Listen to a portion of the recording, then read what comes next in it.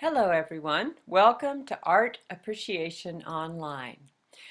This class is going to cover several aspects of art over the next 6 or 7 weeks. Because we're in an accelerated summer session, we're going to be working at about double time to get through the material. But the good news is the material's not really that challenging, and a double time pace will be very manageable for all of you. One of the things that I'm going to do in this audio presentation is go over steps that are going to help you have the greatest success in class. And we're going to review some of the material that we'll be covering in this summer semester. But before we do that, let's do an important part of any introduction, which is please allow me to introduce myself. Hi everyone. I am Cynthia Dollard, otherwise known as Ms. D, and I'll be your instructor for this course. Now, I've been teaching online for, 12 or 15 years, and I'm always learning and always innovating and always learning from all of you. Now, in addition to teaching online and to teaching drawing and painting, which I also do, I'm working actively as an artist. So during this semester, I'll be talking to you, but I'll also be working on my own artwork. And I'm always happy to look at your artwork. What else to say? You know, I live down here near Jasper, and I really enjoy creating art, creating music, and just sharing my life with others in this beautiful environment. All right, so that's enough of my face. Let me tell you something that you can do. One of the really great things about the online format, you can picture me however you like. So here's me. This is what I look like. You might have seen me around school here and there. But if you ever find yourself a little stressed out and you might need a different image to help you to visualize me, your instructor, here's one that I invite you to try. There it is. Oh, I think we can get rid of me at this point, so let's do that. Here it is. Self-portrait as an Ellahuman. So, as I said, I invite you to use this image to consider your instructor in a different light. Okay, so maybe this is a little bit silly. It's a pastel I did a few years ago. So let's give you another way that you might want to visualize me, your instructor. This one's called Morning at Home, and it's an oil painting, and it pretty much shows my little cabin in the woods with a couple of four-legged friends, which I really do enjoy sharing my life with. So now that I've introduced myself a little bit, let's turn really to the matter at hand, which is how can you be the most successful in this course, in particular with the summer session. So this year we're doing the first really condensed summer session. Instead of 10 weeks, it's been shortened down to 7 weeks. And in order to complete this in a timely fashion, sometimes you're going to have 2 or 3 chapters in a week. However, don't feel overwhelmed because there are tricks that'll help you to get through it. One of them is going to be the audio presentations. So I really encourage you to listen to the audio presentations on the material because they will help you so much in getting through the wealth of material. Now these presentations will be presented in 2 ways. There will be YouTube video links, much as this link, and those presentations are going to cover the slideshows that cover the history of art.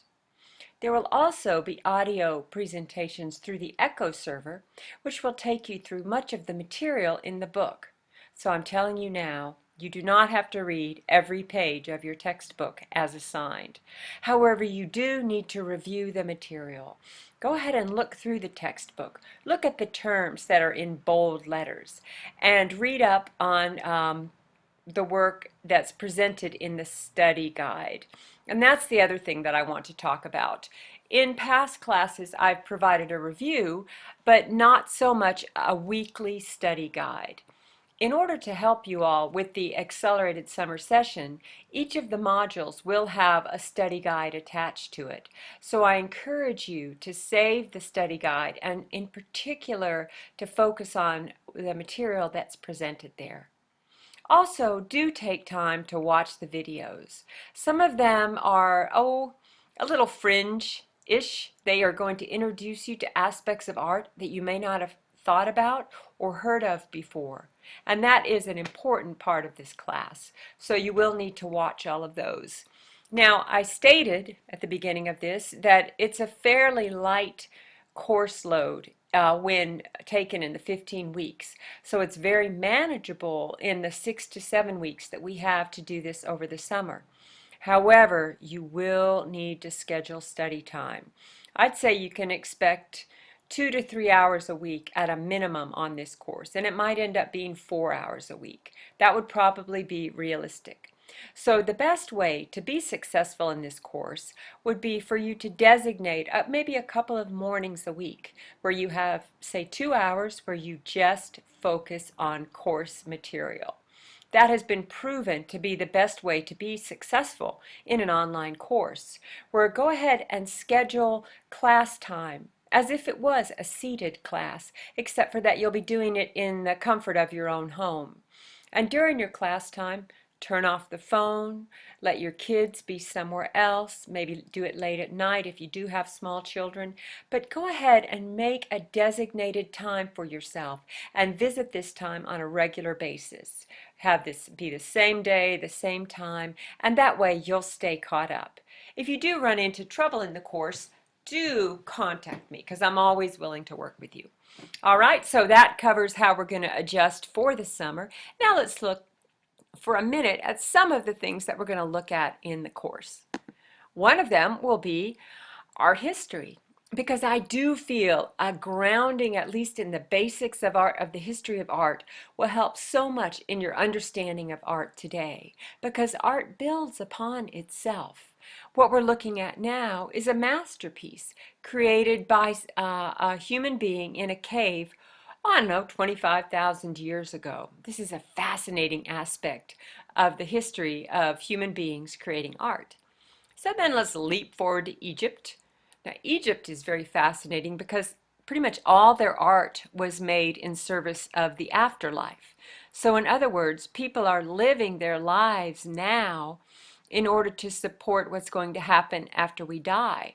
When, you know, none of us really knows what's going to happen there, although there are plenty of theories. So there's Egypt, and let's go ahead and hop forward to Rome. Now we just skipped right over Greece, which we're going to put quite a lot of attention on, but that's because I wanted to show you this lady's hair. Isn't it awesome? It's called the Flavian, which was quite the hairstyle of the time. And you can consider when the Romans built the Colosseum, that was when this hairstyle was in vogue.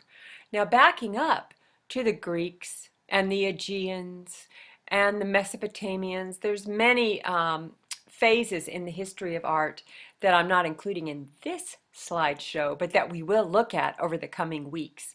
Now let's just jump on forward into the Gothic times, where you'll see these magnificent cathedrals unfolding. And then we'll go on into the Renaissance. So with the Renaissance, we have a beginning of moving into more developed forms, and painting and architecture and the arts take a great leap forward. And as we're whipping through the history of art, let's look at art begin to change as it begins to shift away from a stiffness in realism. This is a work by Eugene Delacroix. Of course, this is all leading to the Impressionist period. Here's Claude Monet in one of his very famous works. Notice how it's starting to loosen up, how the paint strokes are starting to get much looser. And then we have our friend Van Gogh, taking that noontime nap. And again, the art is going even further away from strict realism. And now, instead of looking at pictures that are generally pictures of women, let's look at a woman artist. And that's Georgia O'Keeffe, who was active in the early part of the 20th century.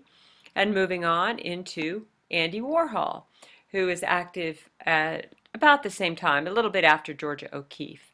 So this is just a very brief overview of how art has evolved from cave painting to Marilyn Monroe. And we're going to look at all of that over the next course of this semester.